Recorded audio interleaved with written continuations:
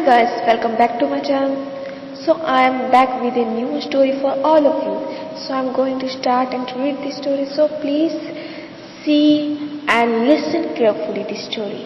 The royal couple of Ananya Gurpuri had been married for 16 long years, but they remained childless. The queen did not conceive. She observed Vrat. She offered special worship at temples. She undertook several pilgrimages. Still she was not blessed with a child. One night the kingdom was lashed by torrential rains. The queen had a dream. Goddess Durga appeared and told her, "My temple had been in a dilapidated condition for a long time. You should renovate it and see that puja is conducted daily. You will receive my blessings." The next morning she informed the king of her dream. He listened to her instantly, but he had a doubt in his mind. "I am not very sure whether what your dream is true. For one thing, the place you describe cannot be approached at all. There is no road or not even a pathway. The place is full of rocks and the boulders covered with thick bush. It will be impossible even to search for a temple in that area. Please do not have any doubt, my lord," the queen pleaded. "What I saw in my dream is true. The details of the place are still vivid in my mind. Let's at least go there and see whether we can find traces of a temple. If we come across even some ruins, we shall have the place cleared and the temple renovated and reconstructed. The Devi asked us to do this for her sake. I am sure we will bless with the children." On noticing her excitement, the king agreed to her request and started for the mountains and with his courage. The soldiers and guides cleared the way for the royal couple. Those who led the way spotted something like the ruins of the temple. They hurried to the king and the queen and told them of their find. The king was happy and the king was happier because what she saw in front of her was exactly like what had appeared in her dream. The king ordered the immediate renovation of the temple and the restoration of puja rituals. A proper pathway was made so that devotees could approach the temple without any difficulties. On the day of reopening of the temple, the worshippers were led by the king and the queen themselves. They were very happy. The subsequent days brought calm to the kingdom and prosperity to the people. Before long, the queen was expecting a baby. She continued to worship at Durga temple and adorned the idol with dress in pure silver. In due time, she gave birth to a baby girl who was very lovely to look at even at birth. Astrologers were called in to cast her horoscope. Everybody was of the opinion that her name should start with the first letter of alphabet. So she was named Aparna. The saddest part of an otherwise joyous occasion was that the baby became blind on the third day of her birth. The king and the queen were in the deep sorrow. The princess grew up. She was very clever and soon learned music. She had a beautiful voice and her singing was something divine. She was very pretty to look at. However, would anybody like to marry a blind princess? Wondered her parents. Aparna could guess the agitation in the minds of her parents. "Please don't bother about my marriage," she told them. "Mother Durga will take care of that problem," she comforted them. Aparna was an ardent devotee of the goddess Durga. She would visit the temple every evening with the help of one of the maids in waiting. She would sit in the meditation in front of the idol for a long time. When she carried out, she would go and sit on the rock for a while in contemplative mood. This became a daily routine. One day, as Aparna sat on the rock, the maid promoted her to sing. The princess sang a song. It was divine music. The maid remained with her for some time, slowly slipped out to meet her lover, a young sculptor who was at work on the other side of the temple. Aparna, who was engrossed in her own music, did not notice the maid's absence. Prince Surya Sen of the Suryapuri was coming that way at that very moment. He was a born artist. He was struck by the beauty of the girl sitting on the rock. He not only saw her but heard her music too. He remained at a distance, enjoying her beauty and her singing. Soon the maid come back. It's getting late. Princess, shall we go back to the palace? The princess got up and left the place along with the maid. Princess Surya Sen could now guess that the girl was none else than the princess of the land. He went back to his palace with his father. Chandrasen accosted him.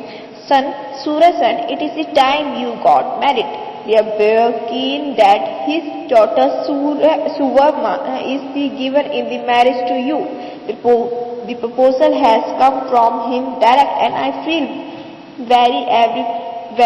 we were very fortunate, especially because I hear the princess has taken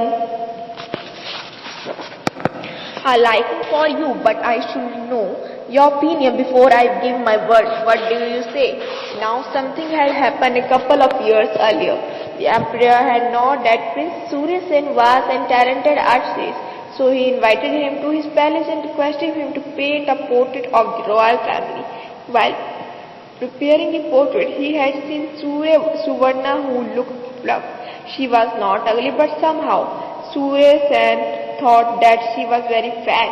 Remembering her figure, he turned to his father and said, "So do you want me to marry a fat, round girl?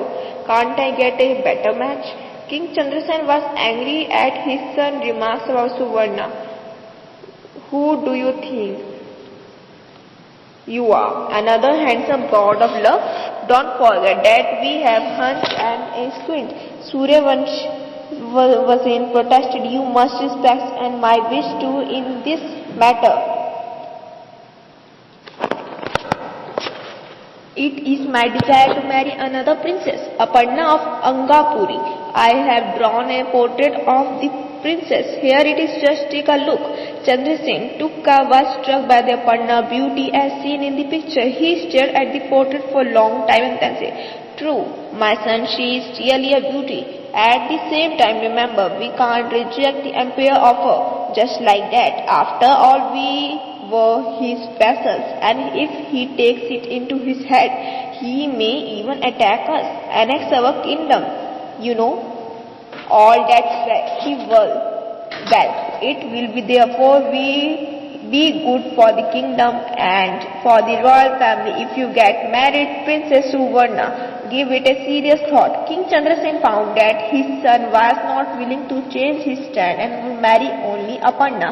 So he sent some emissaries to Angapuri to get more details about the princess. They spent some days there and come back with all information about Aparna. They reported everything to the king.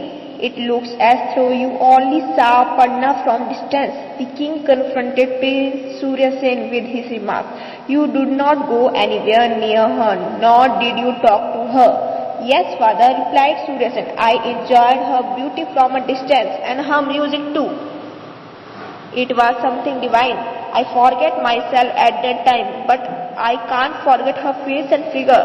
"Yes, that is the problem," said King Chandrasen. "If you had gone near her, engaged her in a conversation, you would have realized that she is blind." Surya Sen was shocked to hear that. He was speechless for some time. He took hold of the portrait that he had drawn and looked at it carefully, especially upon her eyes. Then he said excitedly, "All the more reason why I married only her." "All right, let it be as you wish. You are my blessings. I shall arrange a wedding with Aparna," said the king. Chandrasen patting his son's back. The vampire concluded the story there and turned to King Vikramaditya. "O king, the king had warned his son that he did not marry the emperor's daughter. They would incur the wrath of the emperor, who might even attack the kingdom and annex it. But he seemed to have changed his view by agreeing to his son's desire, even blessing him. Don't you see a contradiction in the character? Who had cursed Aparna to go blind and Suvarna to become uncaught, though they both were really God-fearing.